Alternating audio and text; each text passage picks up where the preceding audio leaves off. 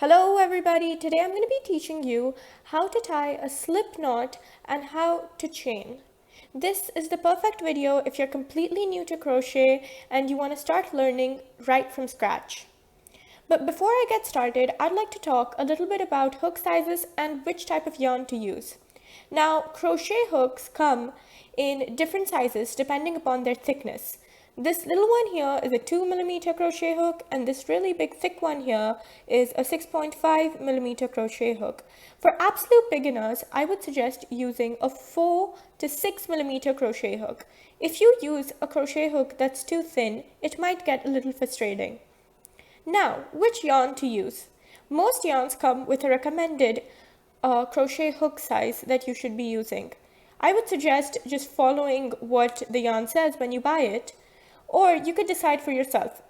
For example, this thick yarn over here, I would use a 6 to 6.5mm crochet hook, while this really small one here, or this really thin one here, I would use a 2mm crochet hook. Alright, let's get started. Alright, to begin, I'm going to first teach you how to make a slip knot. By making a slip knot, you'll be able to attach your yarn onto your hook and get started. So to make a slip knot, roll out a little piece of yarn. Then you'll find that you have a short side which is not attached to anything, and then a longer side which is attached to your yarn ball. Take the shorter side and lay it over your longer side in a crisscross fashion, just like so. Then hold the crisscross part with the help of your index finger and your thumb. After doing so, take the longer part of your yarn, which is attached to your yarn ball, and push it through the loop that you have just made. Push it through your loop, like so, with the help of your thumb, and pull it through to the other side. After that, pull on the shorter side of your yarn. When you do this, you will find that you have made a loop. Once you've made this loop, insert your crochet hook into this loop. Then, by pulling the longer side of your yarn, you can adjust the loop so as to fit your crochet hook. The best thing about the slip knot is that you can make it bigger and smaller as you like by pulling on the loop and by pulling on the longer side of the yarn, and you can completely take it out by pulling both sides of your yarn. Now that we've done the slip knot, make sure that you put the slip knot onto your hook and you tighten it with the help of the longer side of your yarn. But make sure it's not too tight and that the loop can still move up and down your hook.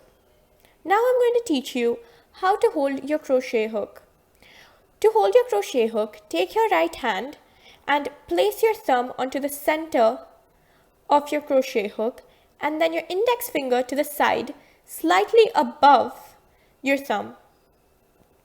Then you want to take the longer side of the yarn and twirl it around your left index finger as many times as you like. You can use your right hand's index finger to hold the loop into place onto the hook. Now I have decided to twirl the yarn around 2 times. And then I'm going to place my left hand's thumb and my left middle finger onto the slip knot right here. And I'm going to hold it in place. Now, as you can see, you can move the loop up and down with the help of your left hand or with the help of your right hand. Now, you might ask how many times to twirl the yarn around your index finger. That depends on the tension you want to take. So, if I wrap the yarn around my index finger 3 times, you can see the tension right here between the hook and my index finger is quite tight. The yarn is quite tight. Whereas if I just wrap it around twice, my yarn is quite loose. This is much more important when we start doing our stitches. Now, I'm going to teach you how to chain.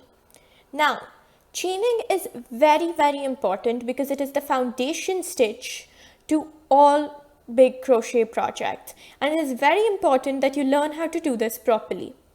Now, in order to chain, move your hook and not your hand towards the left and below your yarn, like so.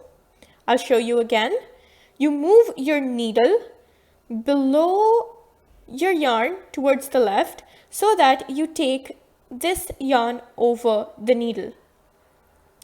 After that, you're going to pull this yarn which you've taken over through the bottom loop by moving the needle and not your hand. So you'll move the needle and you will pull this top yarn through the bottom loop, like so.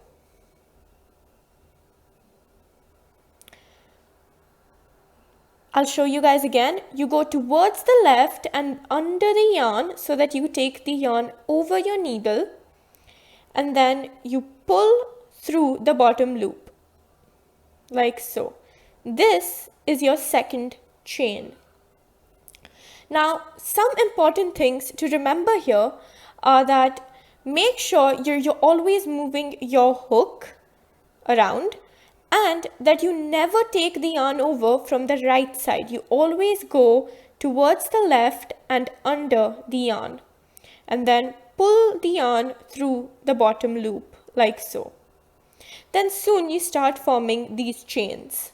This is the first chain we did, this is the second one, and this is the third one. Now, if I keep my tension kind of loose, you'll start to see that my yarn, when I pull it through, will give me looser and bigger chains. Whereas if I keep my tension very tight, like this, it'll be harder for me to pull my yarn through and my chains would be tight. I would suggest to keep practicing until your chains start to be almost the same size. Also, it is important to make sure that the yarn keeps rolling over your index finger as you start making more and more chains. I would suggest chaining at least 100 to get a hang of it.